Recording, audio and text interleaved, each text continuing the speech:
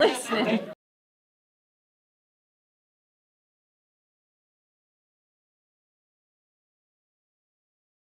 We're going to go ahead and call the Courthouse and Property Committee meeting to order.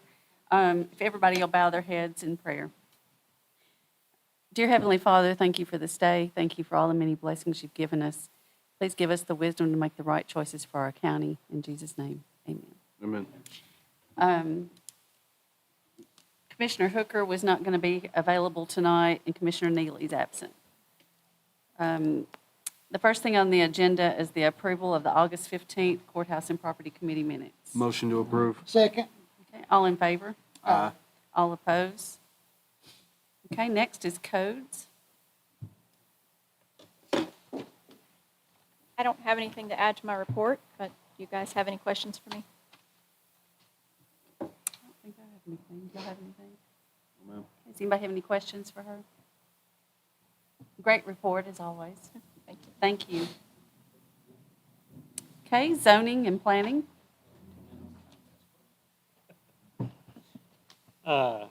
Well, I actually do want to add something to my report.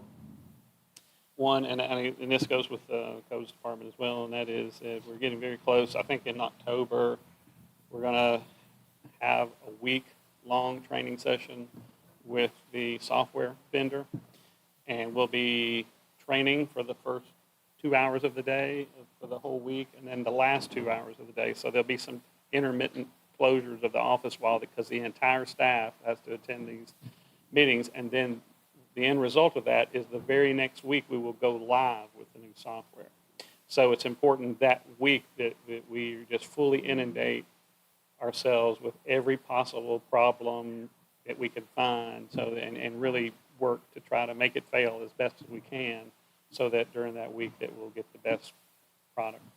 The other thing I'll bring up, and I only bring this up because I didn't really think about it until earlier in the Rules and Legislative Committee meeting when they brought up the resolution that was, I guess, brought up many, many months ago about the zoning resolution. So we're still working on the plan development regulations, but we're very close. But here's kind of a hiccup that we're looking at, and I'll tell you kind of essentially my plan to move forward with this. And that is, in conversations with TDEC, the Tennessee Department of Environment and Conservation, they're the entity, of course, that approves septic permits and all wastewater permits in the state. And they will be getting out of the soils evaluation business, which is a kind of a super important thing because, as you know, in a lot of cases, they themselves come out and do the soils evaluation for the issuance of a septic permit. They will no longer do that. They'll still issue the septic permits, but they're getting out of that business. So as it relates to plan development, where we are going to be looking at a step system or any sort of alternative sewer system for an entire development, there had been some of the commissioners had expressed quite a few concerns about different types of step, who's approving the step systems, all these different things, who ends up owning them, all these different things. So because of what's happening at the state level, one of the suggestions was made to me, and I've been exploring it with a lot of detail, and that is potentially recommending to the Planning Commission, and of course in that recommendation, if they agreed with it and they wanted to forward that recommendation to the County Commission, would be the recommendation from me would be for the county to form its own wastewater authority. Now, I'm not suggesting an expensive one with lots of employees or anything like that. What I'd be suggesting is essentially a board. And that one of the things that would give us some power that it would give us that I think would help some of the commissioners feel more comfortable with these type of systems is, A, that wastewater authority would have the ability to set its own standards. And when I mean its own standards, I mean standards over and above what TDEC's minimum recommended requirements are for these type of systems. There are some examples around the state where different counties have their own wastewater authorities, And I think sometimes it could be as extensive as having your own water treatment plants and sewer treatment. I'm not suggesting that. What I'm suggesting is that we just have a board that oversees this and can promulgate some rules that would say, okay, the minimum requirements for a step system would be X, Y, and Z over and above the minimum required standards from TDEC. So TDEC actually, interesting enough, doesn't have exact regulations for private wastewater systems. So what they do is they have minimum recommendations.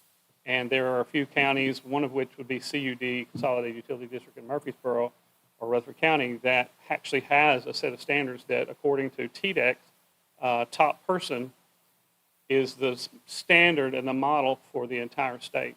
And so although a system approved by CUD would not allow as many homes as, say, the minimum recommended standards would allow in a subdivision, they feel comfortable with those regulations in terms of the stability and the longevity of those systems. And so, but this wastewater authority, the way that I would recommend it be formed, could have its own, its own regulations, B, it's another step that gives, I think, Bedford County a lot more control over the type of systems that get approved moving forward. And so, and what I'm suggesting in the way that I would be drafting it, essentially would just provide for some attorney fees, and that's about it to establish it. But it's a complex way to go about it with the state and to get it authorized. And I've already drafted some couple of resolutions for the county commission that I would, and what I'm planning to do next month is a study session with the planning commission, not an actual meeting where I'm asking them to approve something or to recommend it, but a study session where I can explain it and then have them sort of evaluate what it is and why I'm asking them to do it, and they can look at the details. Also, that gives them a whole month to think about it. It also allows an opportunity for county commissioners who will eventually be coming in or eventually be confronted with it, potentially if it's recommended, to better understand, opportunity to better understand what it is I'm recommending. The reason why I say this is because this plan development regulations sort of intentionally put them on standby, because if we were to move down that direction and the county commission were to support that, and then a few months later actually get it to the state and then get it approved, then that language would have to be latticed and woven into that whole plan development set of standards. And so, with that said, it doesn't make a lot of sense to me to work to get that to you guys, to the planning commission first, then to the county commission, and then turn around and rewrite the whole thing. So if that makes sense. It does. Does anybody have any questions? Commissioner Vick? I think so.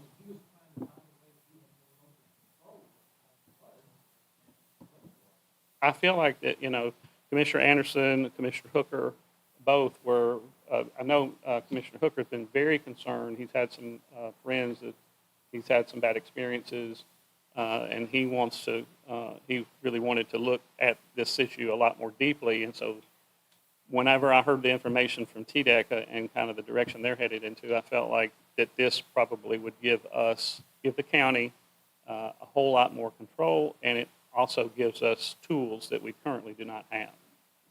Makes sense. Does anybody else have any other questions? I think that's good. Okay. Thank you. Hi, Chris. It's a good plan. Okay, IT department. So you should have a copy of my report. We've got a lot of projects going on right now. We're in the process of deploying Quest, which is for the Juvenile Detention Center and Juvenile Court, and it allows them to integrate the juvenile inmate information system, integrate it with the circuit court clerk, and so that they can all have one pane of glass. It's modernizing some old legacy equipment. It's bringing them online so that they can access these reports and submit cases and access case notes from home or from outside of the office, which is kind of where things are headed in some cases, especially in situations when you're dealing with troubled youth. And those don't always happen during school hours. So we're working with those on them. We're also deploying an NCIC system for the Sheriff's Department, work with them on that. We have quite a few other projects underway. We're upgrading some equipment in our offices, making some improvements in the conference rooms so that we can have a better streaming platform and streaming environment for our users. Always trying to make changes and improve where we can to give Bedford County great footing on being able to interact with the public constituents and let them have all the access they need to the information they need. But I can take any questions. Does anybody have any questions? Okay, looks like we're good. Thank you. Okay, fire department. You also have a copy of my report enclosed, and I'll just bring you up to date. The grant that we received from the federal government for the air packs, SCBA is what we call them. The committee met last night with the first vendor to evaluate that vendor, go over their pros and cons, and we'll be doing 3 of those. There's only really 3 companies that make this product in the U.S., so they'll evaluate each one, come back with a recommendation, and we'll see how the dollar falls at that point. Also, we took delivery Saturday night of I won't say a new truck, but a newer truck. It's a quick response truck. It's called a CAF system, and that is compressed air foam. So what it does, it injects air into your water line and foam, so it makes your water go further. So we don't have to haul as much water. That'll be stationed at a Station 9. And then probably 15 months ago, we ordered a new engine to replace one at Unionville, and we're hoping delivery sometime in December. They still have not got the chassis to come into the factory, but they're hoping that once it does, by December, we'll have that truck in Unionville to replace a 1998 model truck down there. So, and we're still going through the training process of the new software. Hopefully, cutover date, if we're ready, will be in January. That's when our reports and everything start all over. Start with report number 1. They felt like that would be an easier cutover date for us to, instead of in the middle of the year. That's all I have. Okay. See, Yes. Now, stay with me. On that SCBA, their breathing apparatus, that grant, Yeah. and we got a grant to do this. It's a Right. big, was it 900 and something thousand? 850, something like that, 60,000. And there was a match if we were to get it, and they've applied for it before and didn't get it, but we made a provision in the budget in the past if they got it, and the provision is in the budget this time so that we will be able to exercise that. So that's already budgeted, and that's a huge, huge relief to the system because we were really just one more budget away from having to decide to borrow money ourselves and go forward because some of the equipment they're using is at the very end of acceptable lifespan. So this is going to inject a real, Yeah, the lifespan is 15 years, and most of ours are 20 years old. And if you remember, some of you may remember, the city of Jackson donated a bunch to us to help us continue on in business. But yes, that was a big impact. That's awesome. Okay. Does anybody have any other questions? Okay. All right, 911. I don't believe he's here. Okay. Everybody has a report from their meeting. And GIS. Is he here? I thought he was here. I think he must have left. Okay. We just kind of we went too long for him tonight. Well, he always does a good job. I think we've got our, do we have his report? Oh, yeah, here it is. No? Oh, here it is. Okay, if everybody has his report. I'll entertain a motion to approve all the reports. Motion to approve. Second. Okay, all in favor? Aye. All opposed? The next thing on the agenda is the old business, the Fair Board permanent structure. Commissioner Anderson left. I talked to him briefly about it. He wasn't real sure of what we needed to do on our end. I know it doesn't require any money from the county. Right. If you're okay with me speaking regarding go it, ahead. where I think we will wind up needing to make sure in the transition or the landing of this. Everybody's in agreement. It's a good thing. We've done these facilities with, I think, soil conservation and others where the building was actually built on our property, but there was other funds that may have assisted in the building. I think, and again, our legal folks are already in the middle of this with us as well. There may be some legal maneuver of a document that will have to be exercised that says it becomes county property because of our general liability insurances, but obviously they would still then be responsible for their own liability of their actions and stuff, but it's going to physically be on our property. So to me, that's really the only thing, unless anybody takes exception to going forward with the concept, and we've done it again in the past, actually at the Ag Center with facilities. That's the only thing that we've just got to iron out when it's finally done, making sure that we transition it properly so it covers under insurance and the things Right. associated I may with need to that. follow up with John T. just to make sure, because Yeah, and he's aware of the request He is. and He the. said, well, in this email I have right here, it says that we may not have to do anything, so. Right, I think what I they're, don't know. but I just need to make sure that For we the land it insurance. right about liability insurance, because we're going to get sued. Even if it was their building, it's on our property, you're going to get shotgun effect. So we just need to make sure that that part, it's just a documentation. We've done it before. I don't expect it to be a real problem. Okay. Does anybody have any questions about that before we move on? Okay, next is the old workhouse surplus building. Yeah, can I Yeah, speak to that? go right ahead. I think I was out the last couple Yeah, of we meetings, discussed so it I know there was briefly. some discussion back and forth. This thing has kind of been all over the place for years, even before this cycle of commission was in place, about what to do and what not to do. Should we keep it? Should we let it go? Could we possibly render some funds out of that could go toward some other project we were trying to fix? Truthfully, at the moment, I don't know that it's urgent whether you surplus it or not, unless you want to go ahead and put it on the market.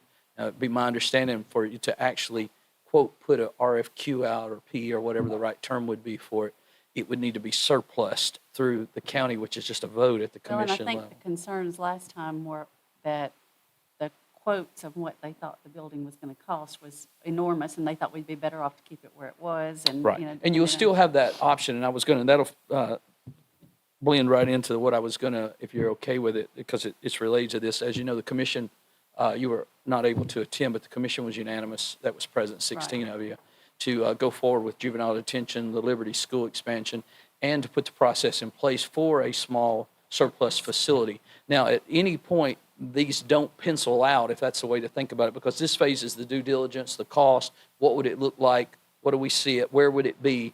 If anything falls out during that process, it's still got to go back to the commission before the funding that would actually let the projects go. Now, there may be some RFPs or Qs for architects or people to construction management, any of the stuff that would be appropriate for some of them. I don't know exactly what the cost would be, but here's what I would know, historically speaking. No matter what the cost is today, and certainly you would want to be frugal with anything you've done, but it'll never be cheaper than it is today. So if you do, at the end of the day, have the perception that you need it or it would be appropriate to have it, if you have the resource to do it, and it's very little funds in the big scheme of thing of the other projects that were, you know, it's the equivalent of making the payment, what, $5,000 more a year or something on what we're borrowing when you come to such a small project as that. That was also something that we thought Jeff Sweeney would be able to really manage without construction management and some of the other oversights because of the size of the project. But again, when the time comes, that can happen.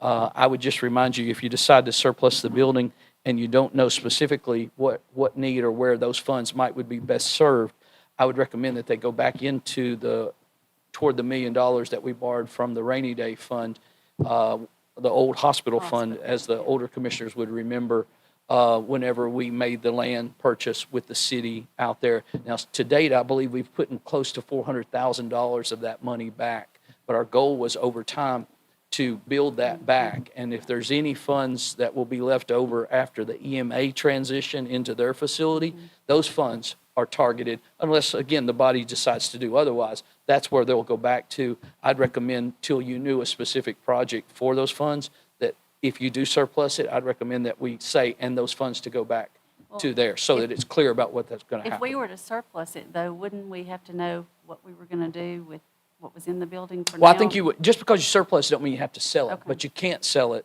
if you don't surplus it, is my understanding. This is a procedural maneuver when it comes to that. So there's nothing to keep you from surplusing. I don't say you should recommend that tonight, but I'm just Right. saying, even if you're not sold on where you're going on it, if you think that you're going to want to go a different direction, it's just a procedural thing that gets that out of the way. If the commission or the body was to come across an opportunity, somebody reached out and said, hey, you know, we could give you a nice deal on this building, this is going to help for this or whatever. Again, we couldn't sell it without the commission, but you will have streamlined the process versus 2 or 3 months, and let me see, and how many people would we do there? Right now, we're thinking that we've got a way to put a small facility right out there at the bus garage area that Right, the I county remember us already owns some discussing that. property. So we're thinking that we can really go the least expensive route and get some functionality. But I do, and I've been talking with our surplus manager as well as Jeff, and we don't need to get too short-sighted that we don't build practically what we ought to have, but this does not need to be a Taj Mahal, doesn't need a kitchen, doesn't need, you know, any of those kinds of things. But it probably needs a drive-through bay system for the ins and outs, for people bringing things, coming and going, you know, that kind of stuff. Does it have to have a small bathroom? That's something that can be discussed at the time. It's close enough to the other building, but practically speaking, you know, just a toilet and a sink. Again, not a shower and, you know, jacuzzi and all those things would not be appropriate. The other two facility matters are juvenile, and again, we've got actually an advisory group that has been in place even longer than I've been Right. here in this role as the mayor. Of course, you've been on it, Linda's been on it, it's got the judge on it, it's got the juvenile detention's director on it, and it seemed like there's a couple other, I have the list. You know, we would assume that we would continue on this journey, that they would be involved in the due diligence. Again, not that it doesn't come back to this committee to be looked at or any of the other committees or the commission to weigh in on what they think too much, too little. Can we do more? Why are we doing 10 beds or whatever the number would be? We'll go through that scrutiny once we got something tangible for you to look at and what we think it costs. And again, that's all this process is on all 3 of these projects. Now, the school system will roll under their umbrella for the building, but Sweeney or whoever they so choose, if they wish to do somebody else, will manage their project. But again, they'll have the oversight and to say they need 10 rooms, 8 rooms, 6 rooms, or whatever that be. But you'll be kept in the loop because, again, all funding is borrowed and under the responsibility of the county government. So we are the bricks and mortar side of it, but we're not deciding that they need 4 classrooms instead of 8, unless it was a financial situation that we couldn't Right. afford or something. But we're not, you know, it's not that side of the education that we're That on. makes sense. So I just want to, again, make sure everybody understands where this is going. And so I would expect this to show up here, but it may be another month or 2 because we got to get a few things so you have something tangible Yeah, we gotta to have work with. data. A napkin and what I think it ought to look like is a waste of your time till we see what the architects say. There's some things that are real specific about juvenile that you can do and can't do. You guys already know this. So, and we've got a lot of this work already done. It is. And so that'll be a real good starting spot for them to see about that. That one's the big one to gnaw on, in my opinion, for the Yeah, I commission to think look so, at too. how we get to the finish line. But keeping in mind, again, as long as you don't go over budget in the range, we did create a revenue stream within the budget process that would not require tax increase to do what we're thinking we can do. Now, Right. if it gets out of hand with cost, you're either going to have to cut it or delay it or stop it.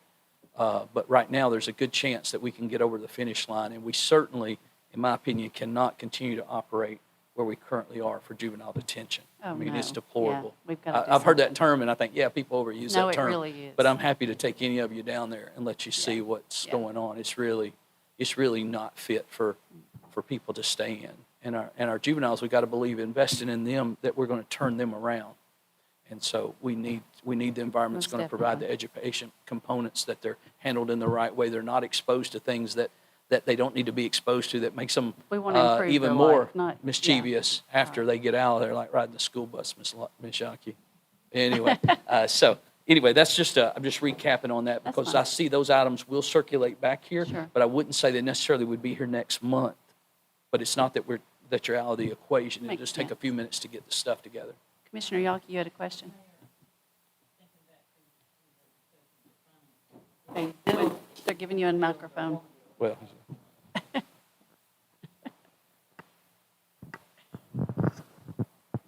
if we want to build the metal building for surplus at X amount and how big, whatever,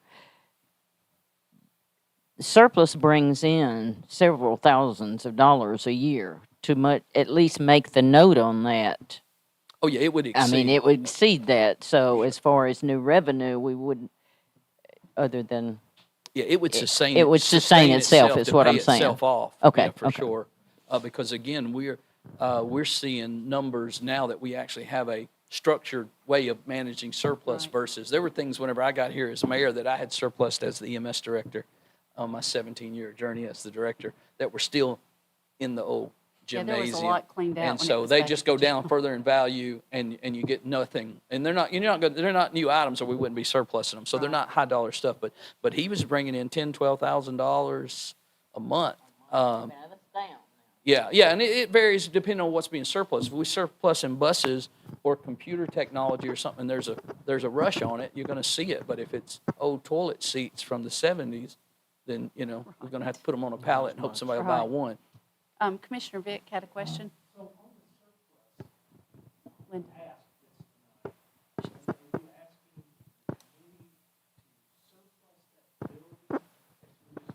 It was already on the agenda. It's We- been being discussed prior to We've now. been discussing it on whether or not we needed to surplus it Okay. yet. Okay, So- well, in asking that question, if you do surplus the building, that doesn't inhibit you or prohibit you from doing anything with the building. It just puts you on a faster track if the commission decides to sell it or, Correct. What happens if you surplus it and you keep it? and you keep it. Yeah, that was my next. It just has surplus status and you have it.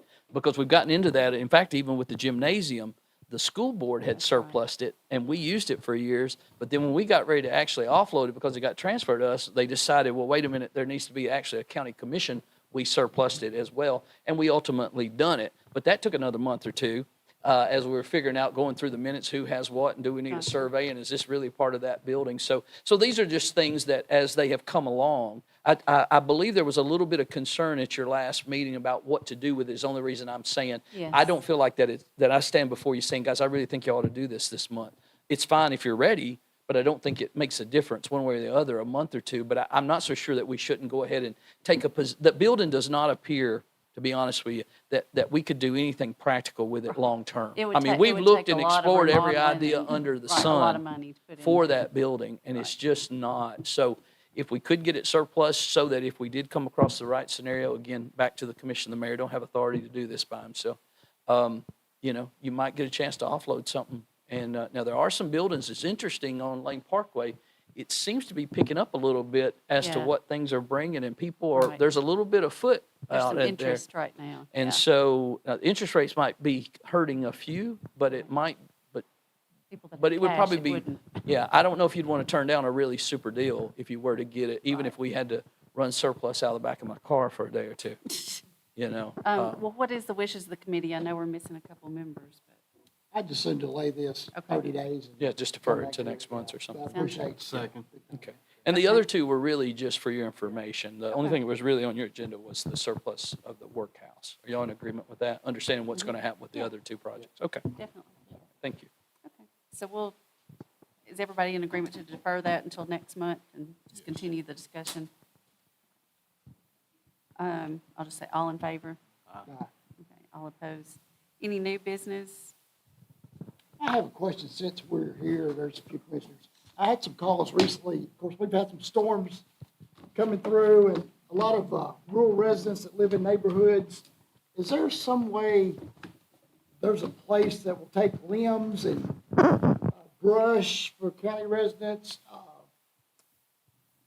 I don't know if anything that we have. I know a lot of people have farms that can burn, stuff like that, but is there anything available?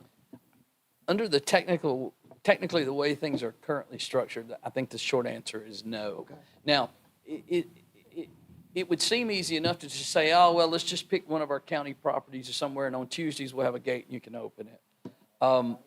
But according to the highway superintendent, which is really where we have to take some things, it's just not a lot of space there for it. And because it is rural and country where they can burn and what have you, it's not like the city where it's going to wind up on the main street. And that's so that's a little bit of the difference between a city and a municipality, or a county and a municipality, about some of these kind of things. We kind of got into that situation about actually disposing of commercial lumber and what have you. Now, our convenience centers are not permitted to take any kind of commercial anything. But we did get it changed where if you as a resident are tearing out your shower and you come with your door and the two sides that go on your shower, we've made a provision and a place for you to be able to put that. If Chad's home repair rolls up and says, hey, I was at Troy's house today, we tore this out, we want to throw it, they can't do it. And so it's almost sort of that same kind of deal. Then where does this go and then who's bringing what? So I don't mind revisiting it because it seems like I'd like to see us revisiting how we're accepting tires as well, because people just throw them out. And it's sort of like trash. Even if you're open 7 days a week, people are going to throw trash out. But it does seem a little bit challenging to, I think it's Wednesdays. There's like one day a week in one spot. And I would like to see us revisit some of that. And so I'm going to look at it because, again, it's permitting restrictions on the convenience centers. I didn't realize that till I was elected mayor, that each one of those convenience centers is permitted by TDEC, and they establish and stipulate what can go in and can't. Now, can you ask for a revision to a permit? Maybe. I got to look into it. But the difficulty of that is if you start making changes to it, then somebody wants to add this to it, and what about that to it? And then you wind up with a bunch of stuff that you don't want, because we ultimately are responsible for what goes in there, paying to have it disposed of. So, and again, city citizens, just to get on the record, city citizens can bring their private trash to the convenience centers. It's not a problem. The issue is commercial cannot go there. And again, the permitting process prohibits that. We don't allow War Trace, Bell Buckle, or Normandy to pick up trash and then bring it there either. Now, if the citizen takes their trash there, throws it in their car, takes it there, it's fine. If they take it in their trash can, it's fine. It just can't come in a commercial system, so to speak. You can't have Chad's nephew going around picking up everybody's trash up and down the 3 streets to make money and then come and dump their trash. That then qualifies it as a commercial function. Now, if Chad's nephew picks up, my parents are in their 80s and the neighbor next to them is in their 80s, and they get their 2 trash because they're good people and they live next door to their grandparents, and they drop their trash when they drop it, that's not commercial. You follow me whenever we say the difference between what's going on there. And if you open up the window of commercial, then you're talking about tremendous expenses that the county will bear for dispose of trash, because everything we dispose goes to landfill, which means we pay fees for it. Somebody just asked me. Yeah, it's a good. I know it's hard not. Well, it's hard to rules, stuff explain like that. No, we can't take brush. Yeah. Well, what do you mean you can't take? You got no trees. So. But some people don't have a place to burn in their backyard. So let me like see that. if I can get a better answer, because I don't even like the answer I'm giving you. But we did look at it one time before. Seemed like they used to take some brush at the tire facility. The city The does city have a burn. does, The city yeah. does have a burn pit. Yeah. Yeah. I don't know, but we wouldn't want the expense of hauling wood. Exactly, yeah. They can't take it to the convenience centers. Oh, I don't know. I don't know the answer to that. That's a good question, because obviously these commercial, although I think we get complaints where people are taking a bunch of brush and things that they're charging somebody to pick up, taking to their house and burning, and then the neighbors are complaining that, we got smoke and trash and everything blowing all over the place, and asking us to monitor that as well. And we had something similar to that kind of thing. And then now we've got trouble with people. They're not bringing anybody else's trash. Apparently, they decide they just throw their trash out beside the house, right? And it's piled up over my head, and public health issue. And so we're really struggling with lots of different phenomenons. But I do think that tire issue is a problem that if we could do a little different, I think we could capture a few more of them, because they're everywhere. I mean, people, it's a real problem. And we don't have a good solution. I can't even figure out what day to dump tires. Yeah, we've had that problem too. Yeah. Okay, but they hold water and mosquitoes. I mean, there's all kinds of, and then the breakdown of that, and if you burn them, that's outside of the rules of fire. My fire gut's still here. So you just got all these EPA and all kinds of things. Well, I told them I didn't know, but I would ask. You fall back to me, and I'll ask somebody for a little more. But it has come up before, because the city does allow their citizens Right. to bring their their brush over there. But if I have somebody come professionally cut my trees in my yard in the city, they can't take Exactly.